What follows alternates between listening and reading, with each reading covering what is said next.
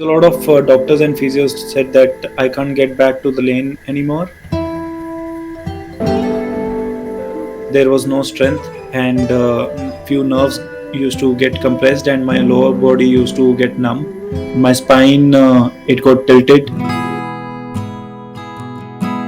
I started working on one short approach that no past, no future, no scoring, no nothing, just one shot at a time. Whatever I have on my mind, stay in the present and work on it. Hello and welcome to a special interview with a remarkable athlete who has redefined resilience and excellence. Punjab's Arjun Babuta, at the age of 25, has shattered records. With his recent achievement of setting world record at 10-meter air rifle in the Olympic selection trials, he has not just surpassed benchmarks but also increased India's hope of Olympic medal. Welcome to Times of India, Arjun. Thank you, Neha. Thank you for having me. So, how does it feel to have qualified in the Olympics, that too with a world record? It feels amazing because the thing I've been working on for so many years, it's finally showcasing, and I believe in my process, and I'm thankful to each and everybody who has been helping me to get here. So, what aspect of your shooting technique do you believe sets you apart from your competitors? I believe strongly in my process, and my process is very well defined, and I believe in each and every step that uh, I have to go through in my process, like mounting my rifle, and then breathing pattern, and then stabilizing myself, center of gravity, my position, my posture, my aiming, my everything, the execution phase, the triggering, and looking at the side pictures. I feel strongly about it. Okay. So, you won a medal, gold medal in 2022 at the World Cup. Now, you again won a silver just before the Olympics. How do you think that gives you a boost and helps you in preparation just heading into the Olympics? Definitely, that builds up the confidence. But more than that, when I achieve what I've been trying to do technically, that builds the confidence much more than winning the medal. And I think now the confidence levels are really high because of the continuous training and the continuous results that I'm getting from following particular things. So, what are the aspects you think that you performed there can help, in the Olympics? Because just months before you have got a medal, and that's a big boost. So, what are the aspects you think which you did there could help you in the Olympics? Definitely, there's match routine, there's pre-match routine, there's 1 week before, so everything is pre-planned, and that is what helps to achieve in a bigger competition because the circumstances are different, the pressure is different, and so we have to prepare accordingly as well. So right now, like visualization, it helped me a lot in my major matches, big matches, and it will help me now as well. So we are practicing it, and we are practicing other techniques as well, like self-regulating, and then we have meditations, and then we have um, there's this machine that Canadian psychologist Pierre has brought us. So we Okay. can attach it to our fingers, and then we can think about the match, and everything will show on the computer itself, that our body temperature, our heart rate, and everything. So that is how we are preparing for the Olympics, and everything is very advanced right now, and I think it will help us to achieve great results overall. Arjun, you're back from a career threatening injury to securing a place in the Indian team for Paris Olympics. I mean, that's incredibly inspiring. So, what do you think helped you mentally and physically, and what are the challenges you faced during your recovery? Definitely, the time was very tough when I was recovering from my injury, because a lot of doctors and physios said that I can't get back to the lane anymore, that I should pursue something else in my life. And I just didn't believe them, I think. And I wanted to get back to the lane. I wanted to bring my best. I knew that I haven't done it so far, and I can. So I worked a lot on my physical fitness, and I worked a lot on my mental aspect as well, and it helped me grow a lot as a person as well. So when I came out of the injury after COVID, I shot my personal best scores back to back, and Okay. I shot 6 matches, and all of them were 630 above, and that really helped me to build a lot of confidence. And COVID really helped me a lot to build my body strength and work on the technical aspects that I have been trying to work on since a long time. So I worked shooting on different schedules, midnight, in the afternoon, in the early morning. So I tried a lot of things, a lot of experiments. So I think that really helped me to get clarity over my game, to also gain control over what I want on the lane. So now I know, even if I'm thrown into a situation that's not very ideal, so I can regulate according to it. So I'm very thankful to the injury phase as well, because overall it helped me a lot to grow as a person. So I was reading about your injury and I read that you used to collapse during shooting when that happened. So tell me more about it. How was it and what happened? So, being very young, I didn't know much about the work-life balance. So, I used to continuously shoot around 9 or 10 hours a day. I was the first person That's a who lot. used to go to the range and uh, open shooting range, and I was the last one to leave the range. And Okay. that is what really contributed to this injury, I would say, because there was no body strength left. My muscles, they didn't grow the way they were supposed to grow, because I was continuously in absurd posture. So there was constant pressure on those muscles. So my lower body used to collapse because of that. There was no strength, and few nerves used to get compressed, and my lower body used to get numb, and my spine, it got tilted, and then I went to Okay. rehab. And what Con- kept you motivated through such adversity? This was quite tough, I mean, I must say. Definitely, it was very, very tough, especially mentally. Sometimes Okay. we are working on the rehab and everything, but when you are Hmm. psychologically not there, that you want to heal yourself or you are getting better, if you don't feel that way, the injury is not going to get better, because sometimes the pain is psychological.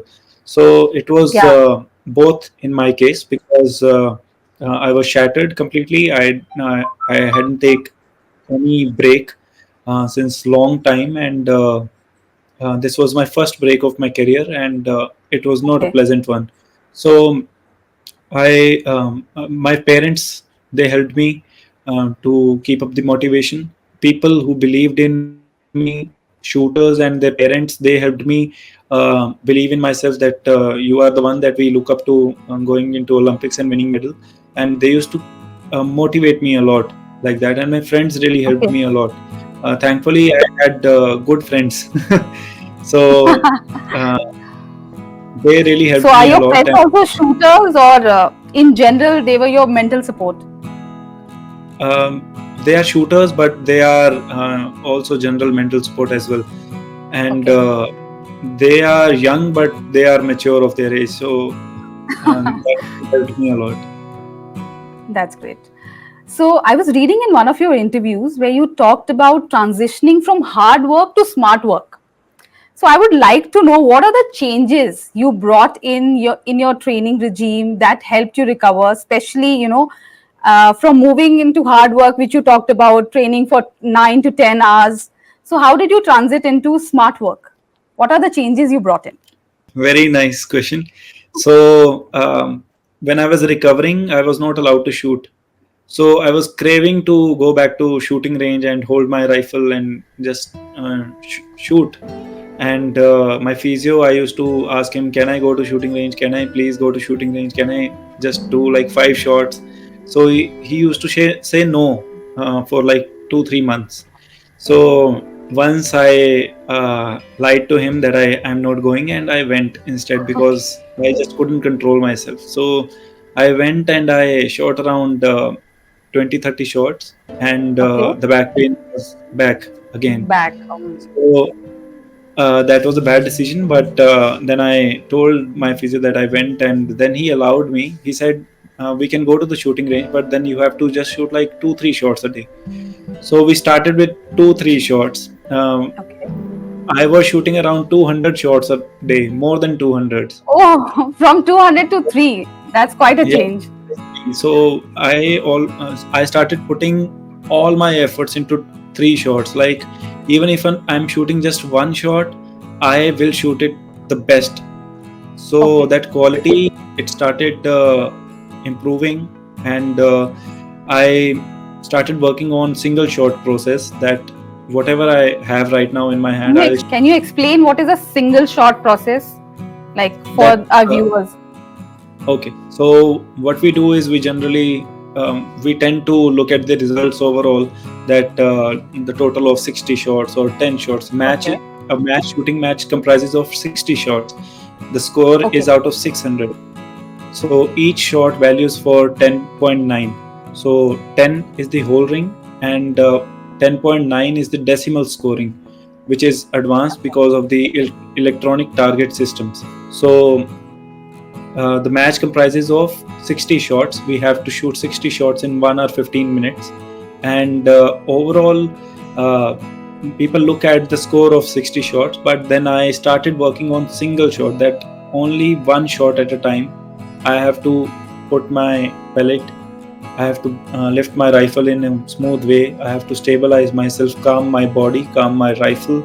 I have to place my cheek steadily, I have to breathe easy, and then I have to approach to the center of the target easy with my breath. I have to maintain my focus, my quiet eye, and then release it smoothly with my trigger. Trigger is only 50 grams, so 50 gram is Yeah. nothing. So it is electronic weapon, and we have to consciously do it and smoothly release it, and just stay at the site, maintain that focus, and that comprises of one shot. Okay. So I started working on one shot approach, that no past, no future, no scoring, no nothing, just one shot at a time. Whatever I have on my mind, stay in the present and work on it. So that really helped me to work on quality shooting rather than quantity shooting. In India, we have a mindset that if you are not working hard enough, you can't achieve results. Definitely, that is there. Yes. Initially, you have to work hard, but then after a few years, we have to shift to smart work. Otherwise, you can't improve in your sport. So I started working on elements, that the way I approach to the center, the way Hmm. the way I stand, the way my balance is shifting front and back. So these are the things that I started working on, and my position, my physical ability to hold my position. How many shots can I shoot in a row, and how after how many shots that I have to take break.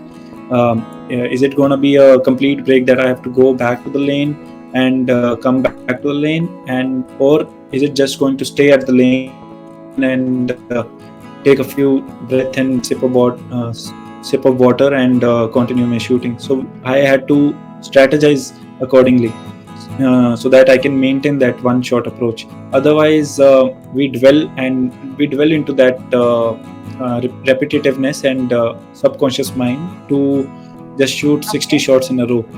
So to maintain that one shot approach and focus, we have to take breaks, and we have to know how. And it's very individual how many shots we Yeah, can shoot absolutely. in a row. So I started focusing on that as well. Yeah, but that needs a lot of mental strength. I must commend you for that because such a change. So I just wanted to know who was the main, source of this change. whether your family, the coaches, your friends, who do you think was the main source in this change? I think for me, the negative motivation worked a lot. People telling Okay. me that you can't do it anymore, and I heard few shooters, few of not so close friends telling other people that he can't do it anymore. We don't see so that hunger to do it, and that self belief also that I can do it. That really motivated me to excel at my sport. Okay. Um, I just wanted to know, is there any specific shooter or an athlete who has inspired you throughout your career or at this stage where you had a career threatening injury? Any any sporting hero or an athlete? There's no one name as such, but I used to get motivated through a lot of people, just not Hmm. shooters, other shooters who are other people who are just surviving their life, getting through daily struggles and getting through life. So my mother is a writer. She writes Okay. stories of people, and she used to travel to Moga. Moga is a district in Yeah, yeah. Punjab. So she used to travel to Moga daily by bus, and she used to see and hear a lot of stories. So she wrote a book around it, and the book is named Bus Di Safari, matlab, Acha. passenger on a bus. So Okay.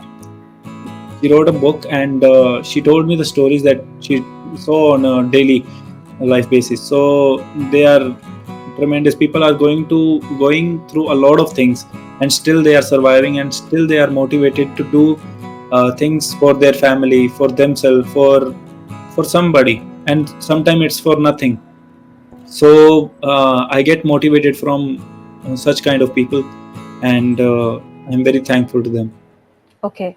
Arjun, I just wanted to know, since you talked about you get inspirations from the people around you.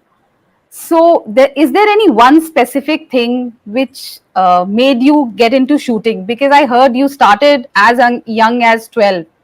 So, what made you to come into shooting? I was very fond of guns and crossbows and everything during my Okay. childhood. I used to buy Okay. toys from the Shara festival, and I was very fond of it. But when me and my mother we shifted to Chandigarh for my higher education, and my father Okay. used to visit weekly because of Hmm. his work. He had to stay back hometown. Okay. So once my father read about shooting in a newspaper. Some Hmm. girl, she won a medal, and he saw the poster, and we went to the government shooting range in Sector 25 in Chandigarh.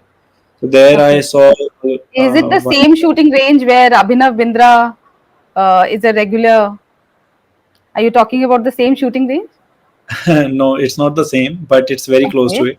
I'm talking Okay. about the government shooting range. So Okay. I saw pistol for the first time. Okay. So there I got to know that it is a very expensive sport, and I wanted to ask my parent that can I do it, but then I knew that I can't ask that. And my father, he said we will do it, and I got very happy. So he discovered more about the sport, and then we got to know about Colonel Dhillon in Okay. Sector 35 Chandigarh, who is who was the first coach of Abhinav Bindra sir. Yes. Yes. So I started from him, and I saw the Hmm. weapon rifle for the first time there, and I got fascinated. I just said I want one of my own, and I want this one only. So Colonel Dillon gave a weapon and provided me with a weapon, and but unfortunately after a few months it didn't work, and I had to order for a new one. And Okay. my first weapon, I of my own, it was very joyful when I At looked what at age it. did you get it? Your first weapon? I think I was 13. Okay. Yes. Quite young. So, yeah. So, any specific advice for people who are aspiring to be shooters and compete in the Olympics, just like you one day? So, what is an advice you want to give to young shooters? I would tell them that just enjoy your process, and keep growing.